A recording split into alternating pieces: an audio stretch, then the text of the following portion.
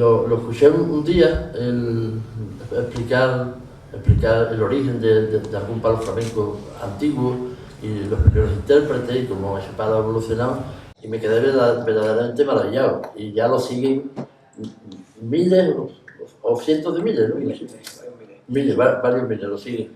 Porque más o menos lo que decía al principio, el conocimiento es muy importante. Y lo hablé esta tarde con él, que hace muchos años, quizás 40 años, cuando yo empezaba a escribir, le digo, hasta que no lleguen los musicólogos, los músicos, los literatos, los poetas se impliquen, no vamos a saber de verdad sobre el flamenco, porque se ha sabido siempre muy poco sobre el flamenco, quizás porque no ha habido ese interés. Yo recuerdo cuando me fui a vivir a Sevilla, en el año 73, voy a la biblioteca pública de Sevilla y pedí libros de flamenco, y había 4 o 5, y todos eran ese difícil mundo del flamenco, las oscuras raíces del flamenco. Y entonces digo, aquí hay mucho trabajo por hacer, ¿no?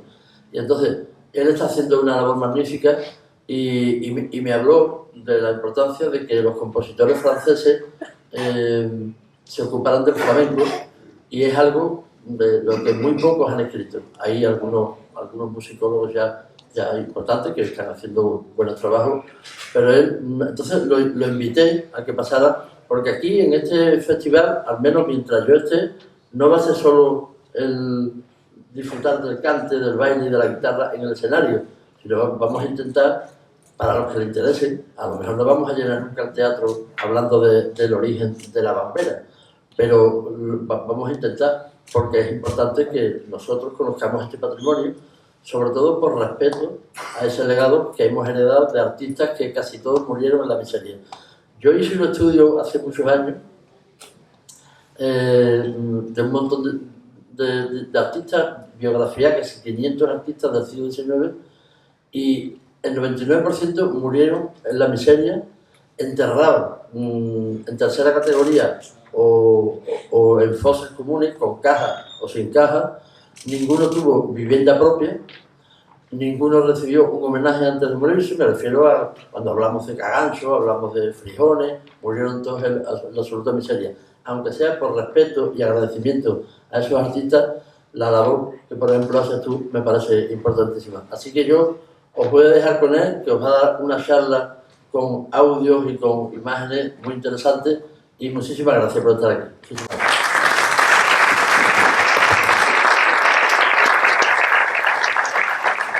Buenas tardes, muchas gracias por asistir a este acto, y bueno, quiero agradecer a los organizadores del festival, a Manuel, como director, al ayuntamiento, por esta iniciativa de abrir al flamenco, tener esta apertura a otra diversidad de intérpretes, de emociones que se hacen desde fuera de nuestra frontera. Me parece muy interesante. Estoy muy contento de estar en ese festival, que las 2 primeras ediciones yo soy de sevillano, pero desafortunadamente hace ya 20 y tantos años que por motivos laborales tuve que emigrar, y lo sigo a la distancia. También agradezco que en las redes sociales se vayan colgando trocitos de conciertos, vídeos, la presentación del festival.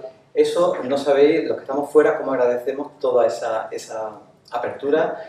Y bueno, muchísimas gracias por la invitación, ya digo, por este festival, que siempre lo he visto con mucho cariño, y ahora tengo la fortuna de participar en él y estar aquí un ratito hablando de las cosas que he investigado. También estoy muy contento de estar en mi tierra. Parece paradójico, pero apenas desarrollo mi actividad, mis charlas, mis cursos en la universidad, apenas trabajo aquí. Normalmente trabajo fuera de Andalucía, incluso fuera de España. Entonces para mí es muy emocionante volver a mi tierra, estar aquí con mis paisanas y paisanos. Bueno, Bueno, me voy a presentar brevemente. Yo soy de Sevilla, como siempre me he criado a medio camino entre Sevilla, donde tenía la escuela, y Castiblanco de los Arroyos, donde era el pueblo de mi padre, donde pasaba todos los fines de semana, todos los festivos, vacaciones, etc. Estudié Ingeniería Informática aquí en Sevilla, y posteriormente yo me acerqué a la investigación del flamenco. Yo soy guitarrista flamenco, tenía mucha curiosidad por la historia del flamenco y vi que me acerqué a la investigación casi de casualidad, pero bueno, no quiero hacer muy largo, no lo voy a contar. Pero claro, yo empecé a investigar flamenco sin herramientas teóricas, sin herramientas, sin metodología, hasta que encontré una disciplina que se llama la etnomusicología. Y la descubrí en una estancia mía en México, investigando las peteneras de México y su relación con la petenera flamenca. Ahí conocí la Escuela de Etnomusicología de la Universidad Autónoma Nacional de México y quedé fascinado. Dije, esta es la disciplina ideal para estudiar el flamenco, como el flamenco. A partir de ahí, pues, tuve la suerte de ser admitido en el doctorado de etnomusicología allí y me doctoré. Y bueno, para mí me ha dado unas herramientas muy interesantes para poder analizar con más precisión, digamos, todo el fenómeno flamenco del siglo XIX. Yo me dedico a la parte histórica y a la parte musical, sobre todo. La etnomusicología es ligeramente diferente a la musicología. La etnomusicología, la música no es el objeto de estudio en sí, sino las sociedades que producen la música, las sociedades que acogen esa música, que producen, que reproducen, que disfrutan, que toman músicas de otras sociedades y las apropian, etcétera, etcétera. Y es una disciplina muy interdisciplinar, valga la redundancia, donde además de la musicología, por supuesto, también hay muchos componentes, muchas herramientas de humanidades y ciencias sociales, como por ejemplo la antropología, la sociología, los estudios culturales, etcétera. Entonces, por eso, ahí es donde encontré una disciplina con la que podía tener herramientas para investigar en más profundidad este flamenco del siglo XIX. Y bueno, os vengo a hablar, antes de esto, esta charla entre el Sena y el Guadalquivir, la producción musical francesa en Francia 1870-1930. Estamos hablando de los primeros tiempos donde el flamenco se conoce como tal. Obviamente la música del flamenco no nace de la noche a la mañana, pero es el último tercio del siglo XIX cuando empieza a conocerse este arte como flamenco, con esta denominación. Y es en este periodo donde ya veremos cómo hay personas nacidas en Francia, francesas y franceses, que componen flamenco. Esto puede ser muy chocante para muchos de ustedes, ¿no? Porque si habéis leído historias del flamenco, si habéis visto documentales en la tele o series de flamenco, nunca va a aparecer esto. Siempre va a aparecer una historia, yo le llamo una historia aceptada del flamenco, ¿no? Entonces, en esta historia aceptada o oficial del flamenco, asumida, se suele decir que es un arte ancestral, que está vinculado principalmente a colectivos gitanos, que se mantuvo en esferas privadas o familiares, que los cafés cantantes fueron el primer espacio de profesionalización de los artistas flamencos y normalmente se restringe siempre a un ámbito local, andaluz, o como mucho alguna gran ciudad de España, Madrid o Barcelona, en algunos cafés cantantes que había. Entonces, este es el imaginario flamenco que gran parte de la afición tiene de lo que fue el flamenco. Sin embargo, el flamenco en esa época no fue esto. Yo diría que esto fue una pequeña parte de lo que fue el flamenco, o lo que se conoció en aquella época como flamenco. Quiero precisar eso. El fenómeno flamenco fue mucho más amplio, tan amplio que hay personas francesas que compusieron flamenco. Y ahora voy a explicar por qué. Entonces, voy a dividir mi charla en dos partes. Primero, muy brevemente, os voy a explicar las claves para entender por qué se llegó a esta visión tan reducida y cómo el flamenco fue mucho más amplio y tenemos que empezar a pensar en algo más amplio. Y en la segunda parte vamos a ver la vida o la obra de algunas personas francesas, de cómo se acercaron al flamenco, qué compusieron, cómo, y vamos a escuchar algunas obras, casi todas inéditas, no se han grabado nunca. Probablemente algunas, después de más de un siglo, las vamos a volver a escuchar en público aquí en Palomares.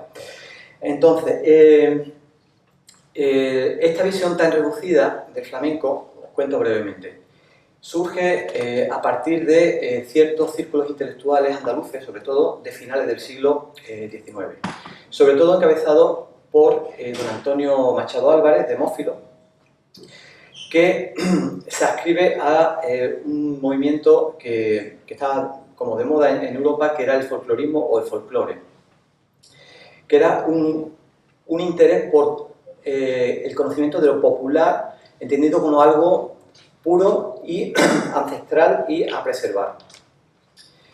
Entonces, para los intelectuales de este movimiento, quizás con una visión paternalista y sobre todo en nombre de la ciencia,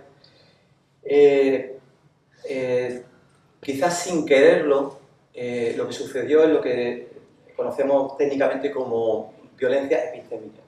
O sea, se atribuyeron el derecho a poder historiar, a poder recolectar, a poder rescatar manifestaciones culturales de colectivos subalternizados. Se atribuyeron la autoridad para decir qué es y qué no es, bajo su criterio. Entonces, escribió un libro en 1881 llamado Colección de Cantes Flamencos, donde explica el flamenco a su modo, a su entendimiento, de aquella época y algo de la historia del flamenco.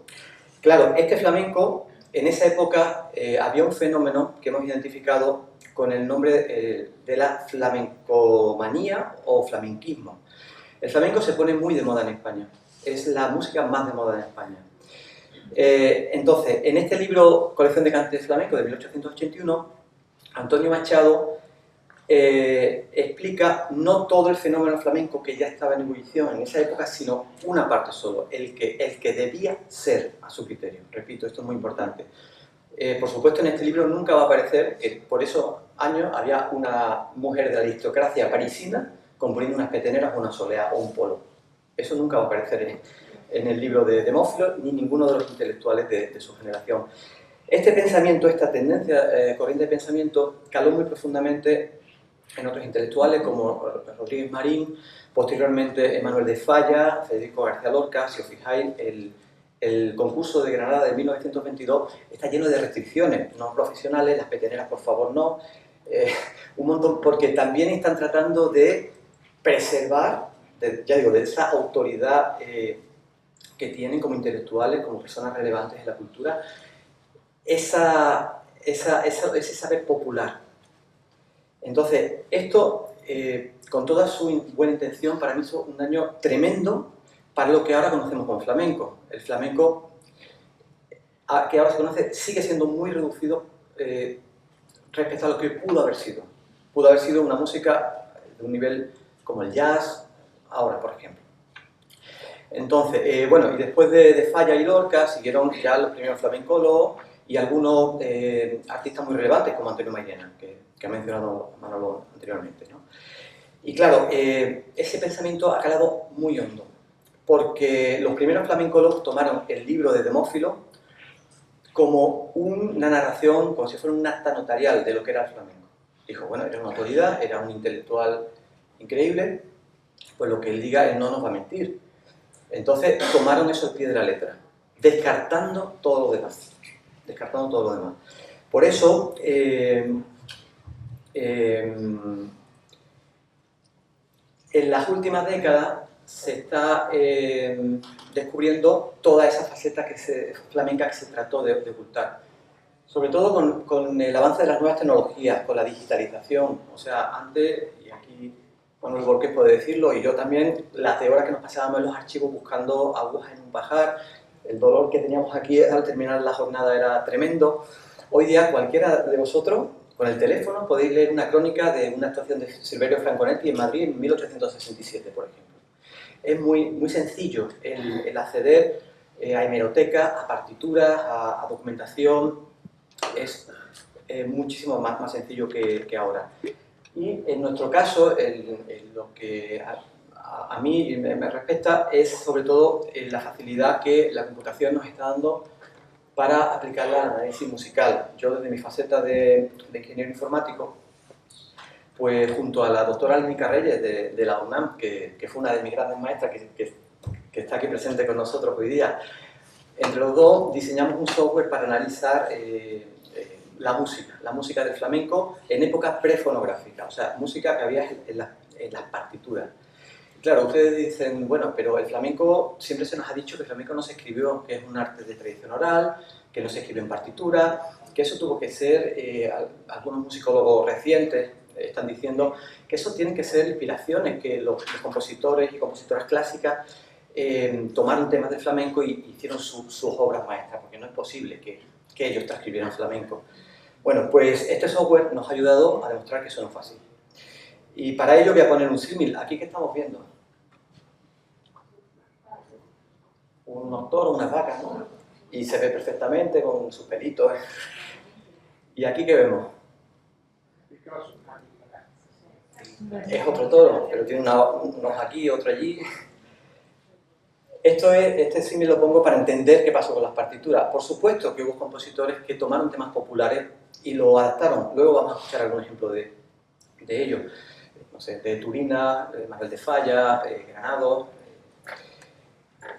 Pero hubo otros que no.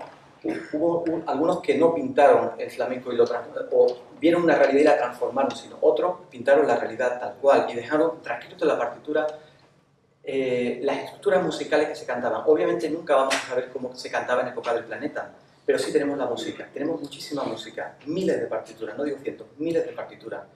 Y este software, que bueno, no es momento porque me extendería mucho, lo que hace es una macro comparación de muchas piezas y va encontrando patrones similares. Hay muchísimos patrones que no puede ser casual que todo el mundo tuviera la misma inspiración. O sea, y también lo hemos corroborado con música aún viva, música que sigue cantando y es idéntica a las partituras del siglo XIX, incluso de final del XVIII. Entonces, esto nos ha abierto un universo infinito para la investigación musical. Saber que esas partituras nos dan información de cómo era la música, de lo que se llamaba flamenco incluso antes de que se llamara flamenco, ha sido fundamental para nosotros. Entonces, nos encontramos que tanto las investigaciones que estamos haciendo nosotros como otros compañeros, esta visión tan asumida del flamenco, encontramos que el flamenco no solo estuvo en los cafés cantantes en las ferias privadas, estuvo en teatros, en grandes teatros de Europa, de América, estuvo en las plazas de toros, se tocaban peteneras, malagueñas, estuvo en las plazas de los pueblos tocadas por bandas de música, estuvo pues, en la romería, estuvo en prácticamente todos los espacios performativos que había en la sociedad española de aquella época, ¿no? También se está demostrando que no pertenece solo a las clases más humildes o subalternizadas. El flamenco lo practicaba todo el mundo. Hay crónicas de la aristocracia cordobesa, como cuando la guajira se convirtió en un palo flamenco, cómo era una pieza obligada en los salones cordobeses, por ejemplo. Lo flamenco le gusta y lo hace todo el mundo. Obviamente, algunos lo hacen a guitarra y otros lo hacen a piano. Y eso es lo que también se está viendo, que no solo la guitarra es el instrumento del flamenco, hubo muchísima producción para piano, para cuarteto de cuerda, para violín, para orquesta sinfónica, para banda de música, para cornetín, muchísimo. También se está encontrando que el flamenco también se escribió, y se escribió mucho. Como digo, algún día haremos un recuento, pero tenemos miles de partituras de flamenco. Y por último, el flamenco no fue un fenómeno local. El flamenco fue la música de moda desde la restauración borbónica, desde que entró Cánovas en el año 1875. El flamenco se dispara como música popular de España. Música, la gente quería oír flamenco. Es la época que llamamos la flamencomanía o flamenquismo. Hay crónica del flamenco invade España y realmente fue así. En el último pueblo de Galicia encontramos que alguien cantaba unas peteneras, o unas malagueñas o una cocina. Desde hace 2 años y pico estoy haciendo un podcast. Llevo ya 58 episodios, son pequeños episodios de 10, 12 minutos, 15, donde voy explicando todas estas historias que nunca se han contado, las historias del flamenco. Y bueno, se llama Sonidos Olvidados del Flamenco. Y bueno, aquí está el QR, luego lo dejaré por si alguien lo quiere escanear. Está disponible gratuitamente en todas las plataformas de podcast, en iTunes, en iVoox, en Spotify y en YouTube también. En YouTube también podéis ver algunos contenidos que preparo también Y ahí voy contando todas estas microhistorias no contadas fruto de la investigación. Entonces, a mí me parece muy respetable que cada uno considere flamenco lo que quiera. O sea, yo no voy a decir a nadie, le voy a decir nunca que está equivocado por algo que piensa y que siente, ¿no? Pero y yo no estoy negando que esta visión tan reducida que os mostré antes, que no existiera. Por supuesto que existió en esferas privadas y a veces con persecuciones y prohibiciones. Pero lo único que digo que no fue lo único. Y de hecho, lo mayoritario es lo que no se ha contado. Y lo que estamos empezando poco a poco a encontrar. Yo siempre también digo un símil, es como cuando no se descubrían el origen de las epidemias y de las infecciones. Aquí en Sevilla, una anécdota muy rápida, a finales del siglo XVIII, no sé si sabéis que se prohibieron las obras de teatro, las comedias, la música. Aquí solo se permitía música sacra en las iglesias y en la catedral. Y eso fue porque las autoridades eclesiásticas sevillanas dijeron que la peste se transmitía porque había teatro, había actuaciones, comedias y teatro. Claro, la gente de aquel entonces, si la autoridad lo dice, ok, pues me lo creo. O sea, no voy a juzgar ahora de que, ay, están locos, ¿cómo van a pensar? Pues no, obviamente, pues, es lo que le habían dicho, pues se lo creía. ¿Qué pasa? Que en el siglo XIX también, con el avance de los aparatos científicos, los microscopios, se descubre que hay unas cositas pequeñitas que se llaman virus, bacterias, y eso cambia todo el paradigma. Incluso la propia comunidad científica al inicio no daba... O sea, creían que estaban locos, ¿no? ¿Cómo ver una cosa diminuta? Costó muchos años de que ese pensamiento generalizado social de que era una infección, costó mucho a que la gente ya asumiera la causa y conociera toda su dimensión y le pudiera poner remedio. En el flamenco estamos empezando esta etapa, ya digo, son estudios muy, muy recientes que quizás no una generación, dos, quizás a partir de la tercera, cuarta generación, a partir de nosotros, pues veamos este fenómeno flamenco mucho más amplio. Entonces, dentro de esta amplitud, entonces ahora es cuando pienso que esta introducción era interesante para que entendáis por qué hay personas francesas que componen flamenco, que les gusta el flamenco, que los tocan en las grandes mansiones de París o de otras ciudades francesas. Porque el flamenco fue muy importante. Fue así, ya digo, es una pena que la tendencia que se impuso fue la reduccionista, la purista, la que solamente reducía el flamenco a lo que ellos pensaban que debía ser el flamenco. Lo demás era, no, se está corrompiendo el flamenco, está desapareciendo. Entonces eso acabó por aniquilar una gran corriente, no solo fuera de España, sino también dentro de España, de creación musical, de creación literaria, de creación artística, escenográfica, de baile, etcétera, que no sé qué podía haber sido hoy día. Quizás estaríamos a la altura del jazz, no lo sé. El caso es que, sea como sea, tenemos un flamenco ahora que, bendito sea, es maravilloso, y lo que pudo ser, pues no vamos a saberlo nunca. Pero bueno, es bueno que, para que me entendáis, porque vais a decir, este tío está más jara porque, ¿cómo que hay gente francesa componiendo flamenco en el siglo XIX? Pues creo que era interesante esta introducción. Entonces, os voy a presentar a 5 personas si da tiempo. Si os aburrís, me decís ya para. Va a ser muy breve, 5 personas que podría estar hablando de cada una muchísimo porque tienen una veda. El siglo XIX es alucinante.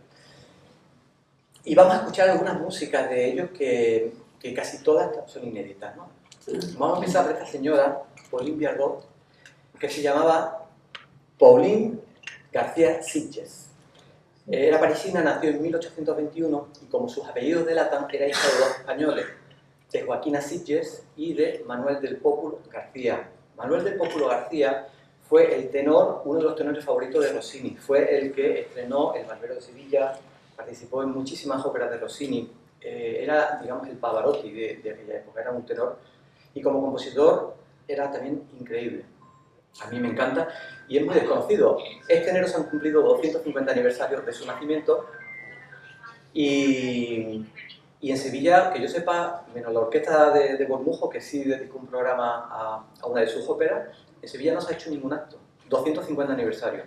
Si hubiera sido, como decía Manuel, el 250 aniversario del nacimiento de Mozart, seguramente se hubiera echado algo. Ayer me dio con Lénica por pasear por la calle Galera, que es donde él nació, de punta a punta, a ver si había alguna placa de dónde nació, o si no se sabe el número, al menos al inicio de la calle, aquí nació el gran tenor y compositor Manuel García.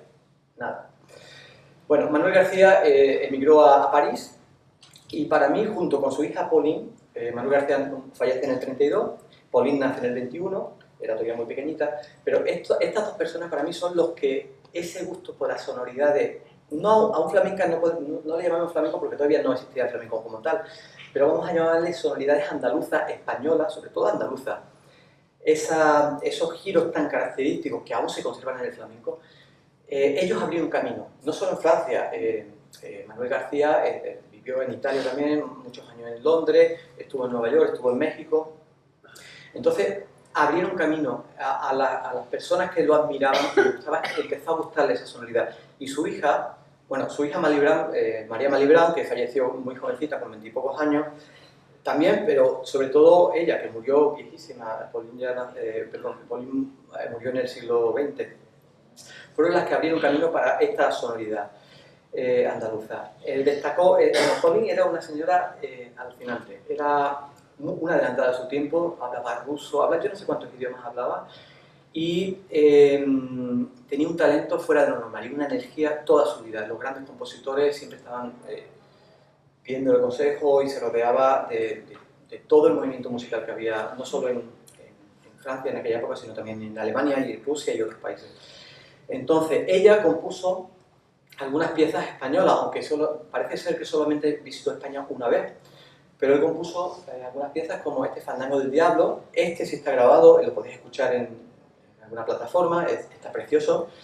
O una rondeña de la que solo nos dejó lamentablemente 4 compases, no llegó a terminarlo, fue solo un apunte. Lo que sí nos dejó fue esta caña, es una caña de sobre 1840 y tantos, 44 aproximadamente, no se sabe la fecha, se llama La Ausencia y es una caña bellísima. Fijaros, ¿recordáis el toro del Guernica y los toros realistas? En este caso, esta partitura probablemente no fue una transcripción literal de alguien que cantaba una caña. Seguramente ella recreó esas sonoridades de la caña y hizo esta composición. Iré avisando, el resto sí, ya vamos a ver que es más realista lo que la gente cantaba, pero este es, digamos, una composición. Vamos a escuchar un poquito para que escuchéis esas sonoridades ya de hace más de casi 2 siglos.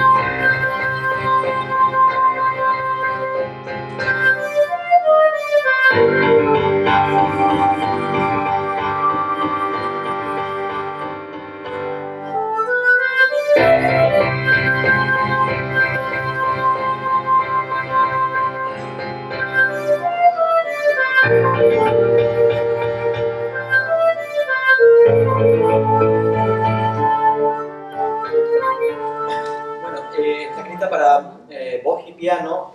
Si habéis escuchado, la voz es una flauta, el piano es un piano, y está reproducido por aquí, por la computadora. De estas piezas sí hay grabaciones. Lo que pasa es que siempre con temas de derechos de autor y por grabaciones y tal, de las grabaciones, pues he preferido mostrar la versión digital. Esta, como digo, es la única pieza que yo conozca de las que vamos a escuchar hoy que está grabada. El resto es inédito.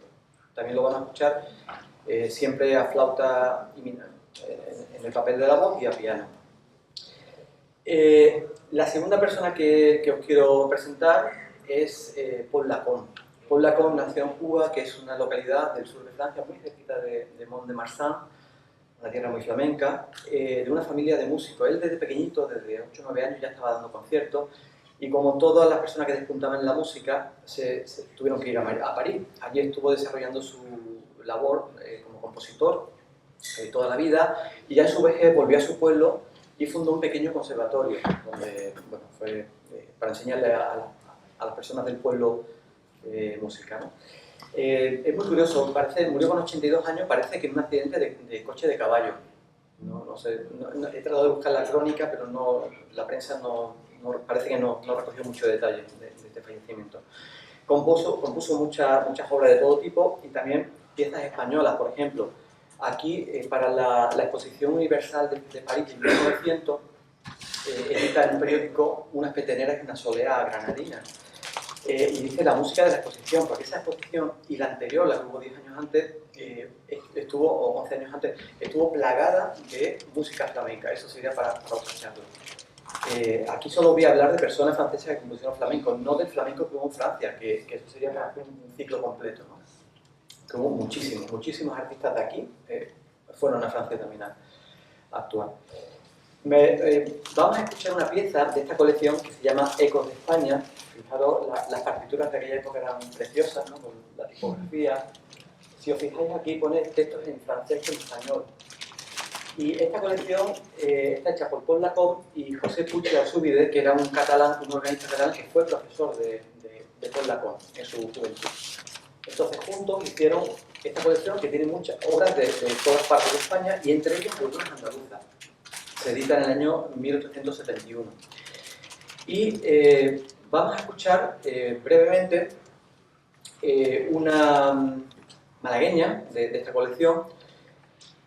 Fijaros, a veces los investigadores nos fijamos mucho, no solo en la música en sí, sino en todo lo que hay alrededor del propio papel y las anotaciones que hay. Está en francés, pero dice, dice que bueno, lo resumo, que está transcrito con absoluta fidelidad del dictado de 3 mendigos ciegos. La malagueña se puede considerar como el tipo más remarcable, más importante del género bizarro y extraño, aparentemente más africano que europeo, más moro o magrebí que español, pero que es de una... no le veo. Bueno, de un efecto remarcable, ahora sí. O sea, tiene la visión, por supuesto, que había en Francia de Andalucía. A nosotros nos consideraban como un pueblo exótico. Los viajeros franceses que venían aquí nos describían como un pueblo oriental, exótico, y aquí, pues, en este comentario se vislumbra esta mentalidad. Pero fijaros lo importante, 3 personas ciegas. En el episodio, creo que 16 de mi podcast, dedico un episodio cómo las personas invidentes propagaron no solo el flamenco, sino todas las músicas que estaban de moda por toda España. Ellos pedían limosna. O sea, era normalmente cuando era la forma de ganarse la vida que tenían, una de las formas, ¿no? Entonces hay muchas crónicas de personas invidentes pues, en las calles pidiendo limosna, cantando esos temas. Imaginaos que no había radio, no había discos, no había grabaciones siquiera todavía. La gente quería escuchar los temas que le gustaban y cuando alguien le cantaba esos temas pues le daba una limosna, ¿no? Y bueno, simplemente aquí hay otro comentario pues, diciendo que la mano derecha del piano está imitando el punteo de una mandolina. Y la mano derecha del piano está usando el pedal del piano para, cada vez que hay un cambio de acorde, para imitar el bordoneo de las guitarras. O sea, fijaros el grado de, entre comillas, fidelidad que trataban de plasmar en el escrito. Y luego, cuando analizaba la música, tiene todas las estructuras de una malagueña de la época. La doctora Lénica Reyes hizo su tesis doctoral de las malagueñas en México y en España, y esto profundizó muchísimo. Y esta malagueña era igualita que la que estaban componiendo aquí en España en aquella época otras personas, ¿no?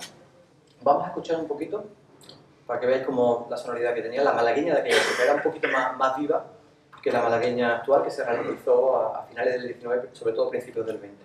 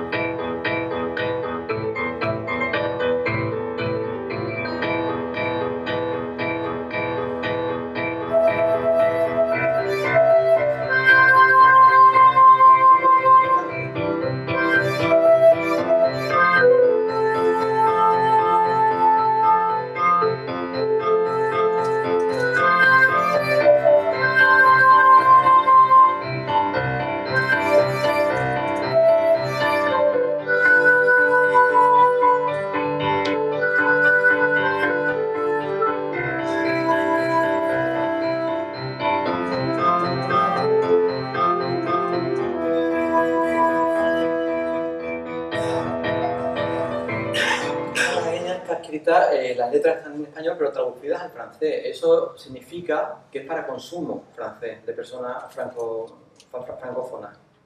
Es muy importante, no solo componían, también interpretaban esta... Luego vamos a ver algún ejemplo. Paul Lacón escribe otra colección llamada La Vuelta al Mundo en 10 canciones nacionales y características, donde presenta música de diversos países y representando a España pone un fandango. Y fijaros que lo subtitula Canción Andaluza. El fandango en aquella época era ligeramente diferente al que conocemos hoy día. El fandango, por supuesto, no es exclusivamente flamenco. El fandango del siglo XVIII fue una música muy popular y, como Manuel dijo anteriormente, Mozart y otros compositores y mucha gente compuso fandango, no solo en Europa, sino también en América. El fandango era muy parecido a la malagueña, pero no era lo mismo. Lénica, en su tesis, analiza al microscopio estas diferencias y cómo se caracterizaba un fandango de una malagueña en aquella época. Una de las diferencias principales es que la malagueña era un cante un palo, digamos, para lucirse tanto vocalmente como instrumentalmente. A veces son muy virtuosas. Sin embargo, el fandango está más enfocado no tanto al cante, sino al baile. Era un estilo predominantemente bailable en aquel entonces. Bueno, pues vamos a escuchar un fragmentito de este fandango.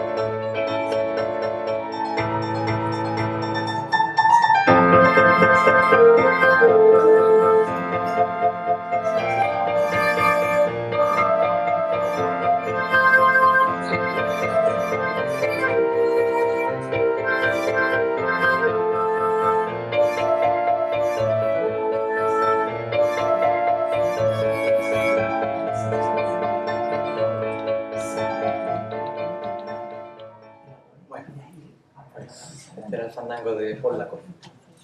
Vamos a pasar a nuestra siguiente protagonista, que, si esto quiere, a ver, aquí la tenemos, Gabriel Ferrari. Gabriel Ferrari también es parisina, nació 3 décadas justo después de Pauline Verdot en 1851 y bueno, tuvo como profesores a Théodore Dubois y Charles Gounod, eran dos grandes músicos de la época. De jovencita se fue a estudiar música a Italia, allí conoció a Francesco Ferrari, de ahí su apellido italiano, pero es francesa. En Francia fue una compositora muy relevante en su tiempo, hoy día prácticamente olvidada, probablemente, y gran culpa de ello lo tenga su condición de mujer, que no tienen, por supuesto, ni antes todavía, pero antes mucho menos, las mismas oportunidades que tenemos los hombres. Pero aquí he rescatado alguna crónica francesa de la época para que veáis la grandeza que tuvo esta mujer.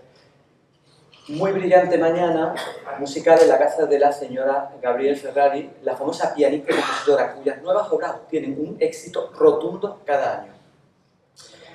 Ella tenía una casa, una mansión, una casa grande, cerca de las Tuileries, y ahí daba conciertos, los domingos, conciertos íntimos, tanto de ella como de otros músicos amigos suyos, daba pequeños conciertos. O esta otra, la leo muy rápido. Diré que hay magníficas páginas en esta verdadera obra maestra y que esta partitura sitúa a la señora Gabrielle Ferrari al nivel de los compositores más notables de nuestro tiempo, para que veáis cómo era considerada Gabrielle en aquella época. Bueno, Gabrielle, además de ser una excelente compositora y pianista, era también una profesora de personas pertenecientes a la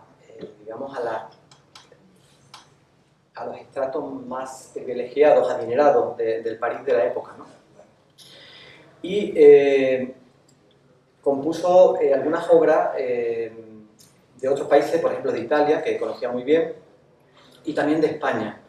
De España publica esta colección llamada Canciones Españolas, Melodías Españolas cantadas por el Marqués de Altavilla.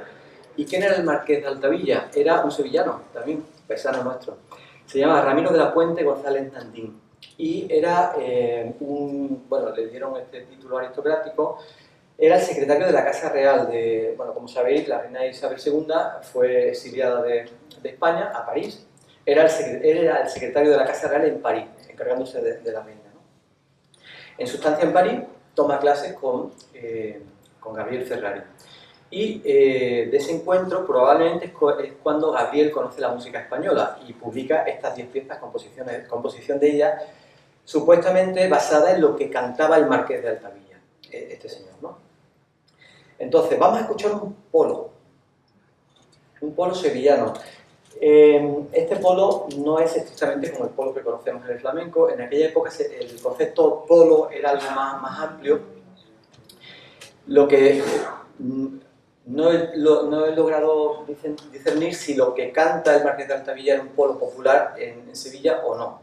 El caso es que compuso esta belleza, vamos a poner un trocito, es una obra preciosa. Bueno, toda la obra tiene una sensibilidad, una belleza exquisita, Gabriel. Vamos a escuchar un poquito de este polo.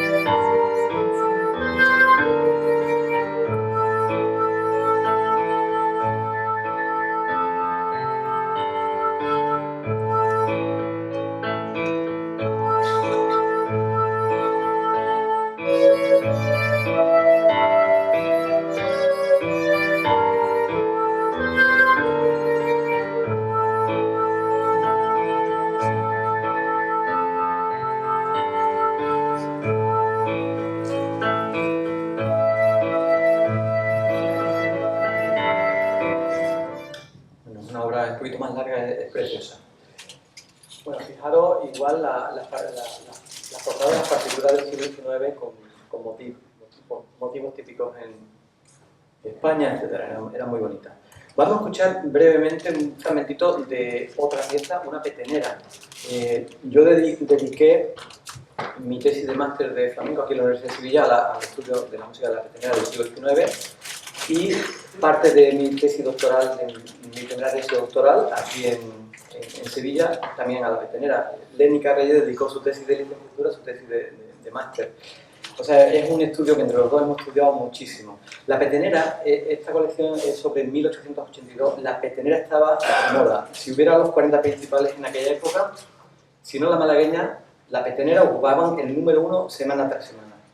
Era el cante favorito de toda España. Y no exagero, en serio. Entonces aquí está en plena ebullición la petenera. Es una petenera no como la que nos conocemos ahora, que la conformó la Pastora, la niña de los peines, y la ralentizó mucho. Esta petenera es más bailable, un ritmo un poquito más vivo. Y esta petenera tiene todos los patrones de la petenera típica hasta el año 1881. En el 1881 aparece una nueva variante de petenera, un nuevo cante de petenera, así llamadas nuevas peteneras.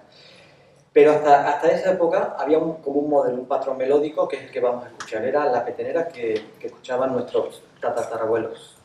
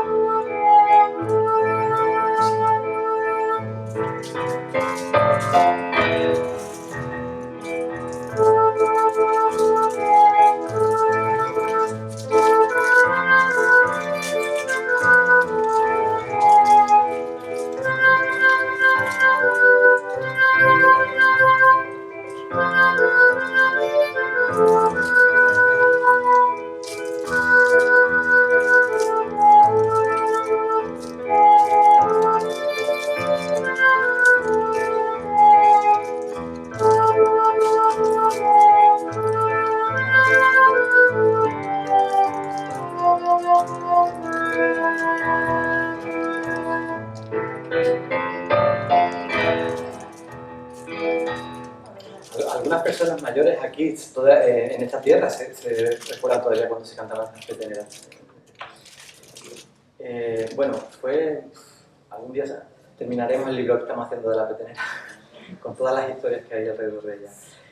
Vamos a pasar, porque ya queda poco tiempo, con otra compositora. Hoy va de mujeres, van a ser 3 mujeres y 2 hombres. Hubo muchas personas más.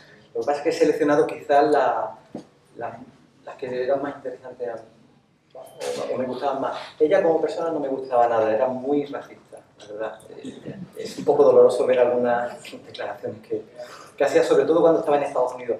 Ella viajó mucho, fue a Estados Unidos, hizo colecciones de canciones o composiciones basadas en la música de los Sioux en Estados Unidos, de música de Papúa Nueva Guinea y por supuesto de música también de España. Si os fijáis, ella fue discípula de Gabriel Fauré, que también era un músico muy importante en aquella época, y en el año 1929, ya saltamos de siglo, pero me parece interesante que veáis cómo también cambia la estética musical con las nuevas corrientes. Al final la música es cuestión de moda, ¿no? Para que veáis la diferencia con todas las obras que hemos escuchado anteriormente, ¿no? Hace una colección llamada 12 españolas, o 12 canciones españolas, sobre cantos populares, ¿no? Y aquí encontramos una soleá.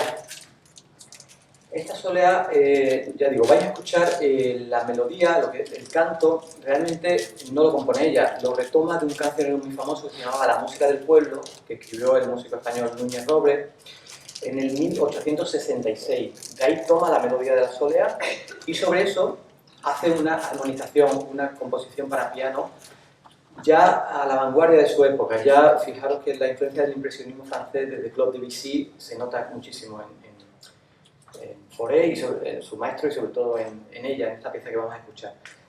Vamos a escuchar para que veáis el cambio con las piezas anteriores.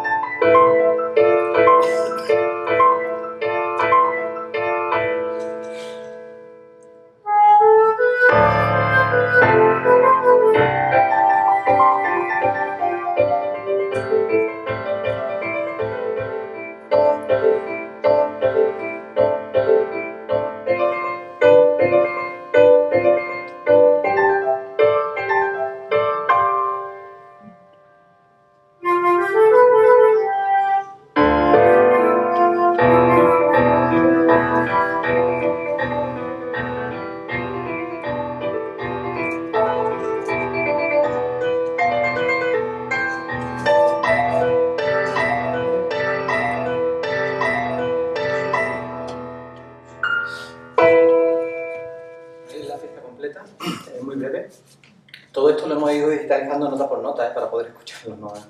No es que esto esté grabado, como digo, esto lo reproduce esta maquinita. Bueno, tenía también una taranta, me la voy a saltar por cuestiones de tiempo. Vamos a pasar a... También es muy bonita, pero es que prefiero que quede un poquito de tiempo para que hagáis preguntas y tengamos un mini debate.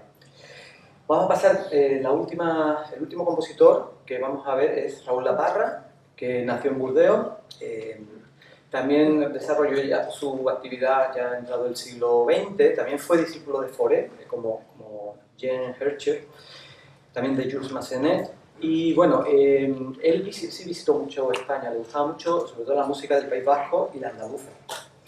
Entonces compuso muchísimas obras andaluzas que son impresionantes y apenas, como digo, apenas están grabadas, apenas ni nada grabado. Como curiosidad, el pobre señor ya era mayor, estaba sanándose en una clínica en París justo en la Segunda Guerra Mundial y vino un avión y bombardeó el hospital y falleció en el año 43, en 1943.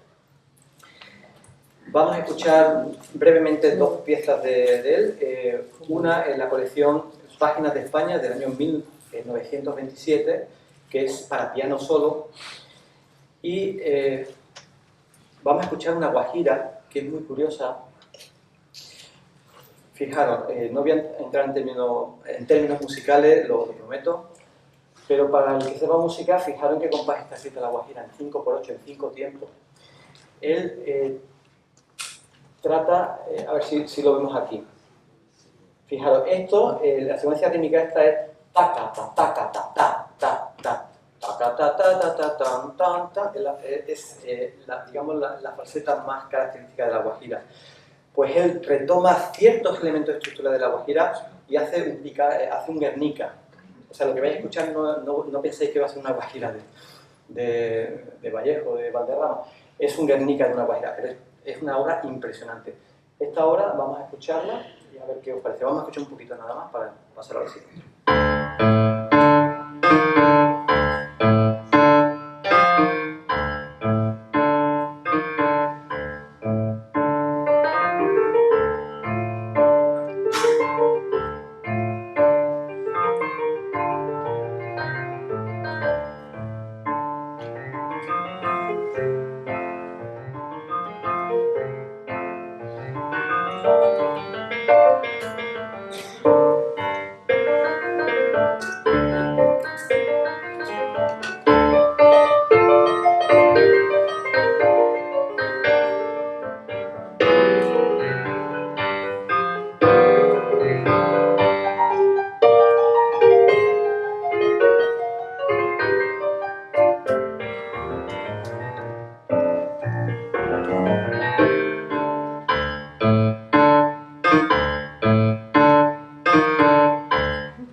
Bueno, es mucho más larga.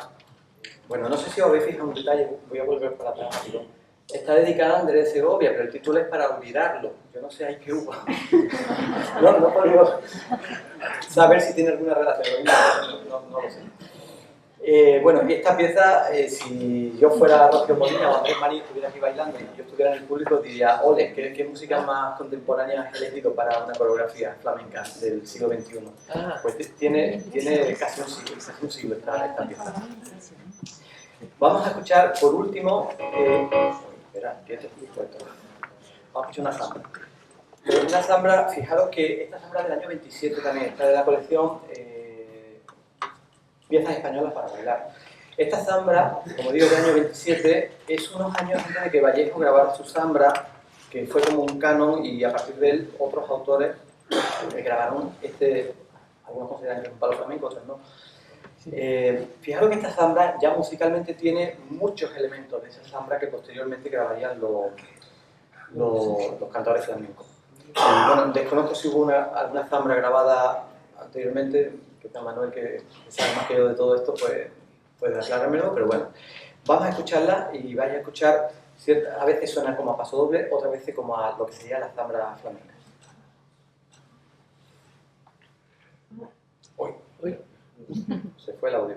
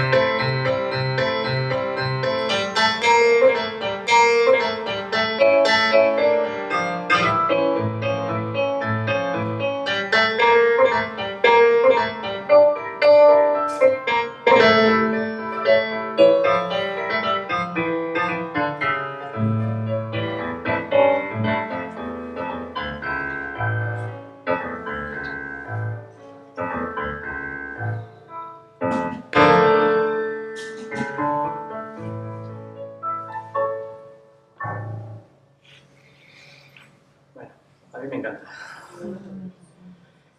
Bueno, para terminar y a modo de conclusión,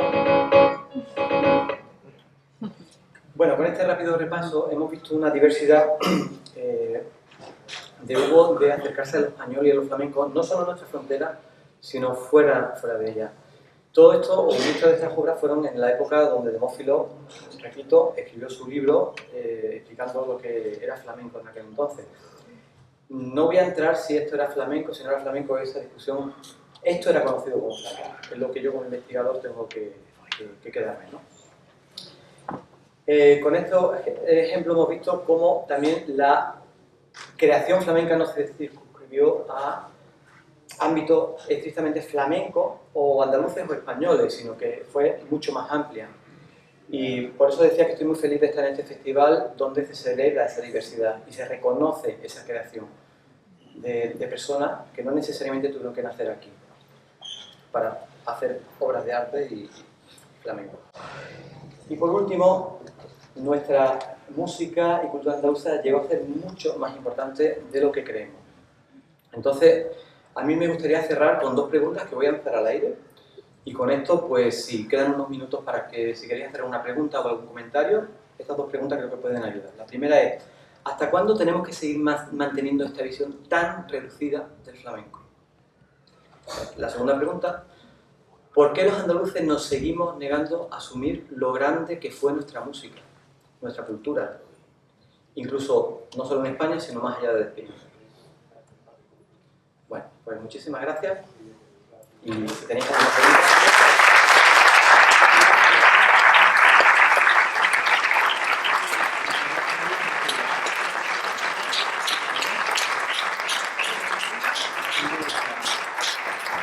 El QR del podcast, por si alguien le quiere seguir. ¿Tenéis alguna pregunta? Con el soniquete de estos